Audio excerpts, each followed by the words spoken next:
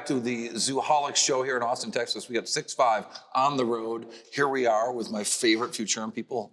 Don't tell the other Futurum people. Are they watching this? I'm glad Dave Nicholson's here. He is. What's your fancy new title? New title? What's your fancy? Chief Research Officer. There you go. Your fancy Chief Research Officer. Lisa Martin. I'm Cory Johnson. I'm the Chief Market Strategist. That's also a fancy title. It's even fancier. I want your take on Zoho. I think I'm a good person to give a take on Zoho if you want a fresh set of eyes, because honestly, I didn't know a lot about them. I've spent so much time in working with companies that focus on sort of the larger enterprise space. I didn't really have a good feel for the segment that Zoho plays in. So just out of the gate, I was absolutely blown away by Sridhar, their CEO's presentation of their really philosophy. Unique Very unique. Yes. He talked about things that seemed to me to be self-evident in terms of the way that companies should treat their employees so that employees will treat customers well and things like that. Blown away by that. Also, a couple of things that I highlighted in my notes having to do with this idea that a lot of companies stop engineering in the direction of innovation, engineering products, and instead focus on financial engineering. That is so true.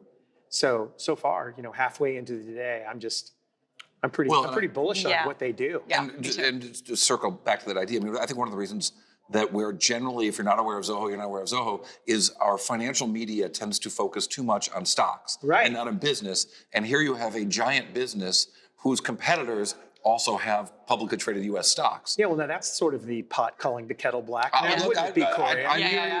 A prime offender number one. I live the financial markets, but I understand that they are the financial markets. It's not the business world. And here's a great example of a giant technology company that's so important to so many, over 1 million users, right, all over the world. What did you tell someone? Sorry, over 100 million. 100 million users. Over 1 million customers, and yet unrepresented in the U.S. stock market, and all my financial media brethren of days past. Right, a real business, business, and he Lisa. talked about that this morning, and the word that he used was conviction, one of the many words he used to describe his leadership of Zoho for the last 28 years now, since the 90s, the 1900s. I loved how he talked about that. I think you and I kind of had similar takes on that. We see a ton of keynotes. We see a ton of CEOs. We get the great privilege of interviewing many. There's uniqueness here that I haven't seen probably ever before in a CEO keynote. When he talked about, from a CMO advisor perspective, which is my title at Futurum Group, we talk often about the employee experience and the customer experience, and they have to be like this. We know that within marketing, for example. But what he talked about it was from a company cultural perspective, which I really was impressed with. And he actually came on the show and we kind of had similar discussions. We've already had some customers on longtime customers who've brought Zoho from job to job to job. Exactly. Yeah. And so their philosophy, his work ethic, his determination to stay private really stood out. But the benefits that the customers are achieving are really tangible. Yeah. I saw a free grown man on that stage when he was talking, just absolutely free from the constraints of the quarterly drumbeat of Wall Street asking you constantly, what are you going to do about this thing that we think is a threat to your business? So they can really focus on putting money towards R&D in the direction of things that make sense. A sane, sensible, methodical deployment of AI, as an example, to enhance. Let's talk about that a little bit, because I think that their approach to AI is super interesting in that they want to have an end result of AI, not an end result of a better product, not an end result that is the AI product.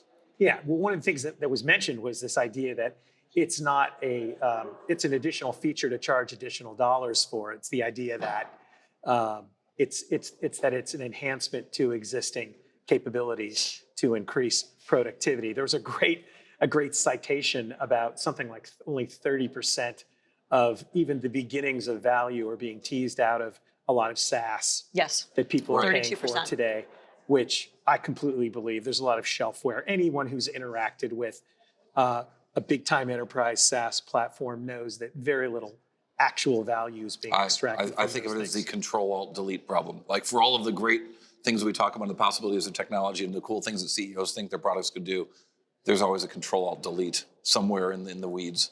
Yeah.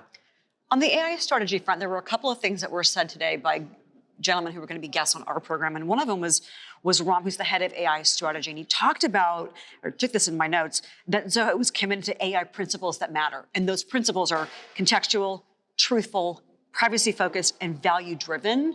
And then we also had Raju, who's the chief evangelist, who's going to be on later, talk about the best use of AI is when a user doesn't know they're using AI, but they get value from that. Sure. And I just thought that was such a clear, strong statement. Oh, yeah. It's funny, Lisa, it reminds me of a statement that those of us who are Apple fanboys that go way back used to say, and that is, we want to get work done on our computers. We don't want to work on our computers. And it's the same thing. It's okay to be an AI hobbyist, and I enjoy tinkering with shiny objects and toys, but ultimately you just want your software to work better. You want to get more value out of it. I think that the focus on context is particularly important when you deal in this small to medium business world, because my business context, if I have a firm with a couple of hundred employees with bespoke data that is very, very specific to my enterprise, that's critical. I don't care about AI reasoning over a bunch of garbage on the internet. Mm-hmm. I care about AI reasoning over all of this stuff that they're proposing we now consolidate into CRM from a Zoho perspective in a way that teases out intelligence. Yeah. There also is a big focus on this conference of a new product that's going to sort of have Zoho fill in the blanks and sort of have there be a connective tissue within an organization. And it strikes me that it seems like a good idea. It seems like an obvious idea that a company would get to, and yet there's a natural tension. I think you see this most in technology and security, where a fix to a problem is so important that having one security package for everything doesn't work for most companies. No. They have little fixes, but they've always got this patchwork of solutions because of that. And Zoho is confronting with that right now, where they're trying to have one master solution for everything and have everyone in the organization using Zoho for everything that they want to do. But there's always going to be a conflict, I think, within the technology organization, the stack, if you will. There's been a tension between at least advertising the idea that you have a single pane of glass to control all things or do all things. I don't necessarily associate that with the CRM for everyone sort of premise. Living through managing some business processes recently, boy, it really is frustrating to have to go through 3 or 4 different pieces of software and try and collaborate among groups of people. Yes. It would be nice to have people living in the same space with various teams having various views. I haven't had a chance to play with it to know just how realistic it is, but it's definitely a worthwhile goal.